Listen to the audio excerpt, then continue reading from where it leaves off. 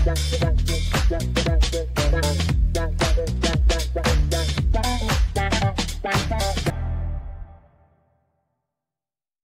да видим за какво да си изкажа неподготвен в нашата 99% католическа и 1% православно-мюсюлманска държава. Нищо ново не се е случило. Да кажа нещо за убийствата на пътя, остаряло вече и неактуално.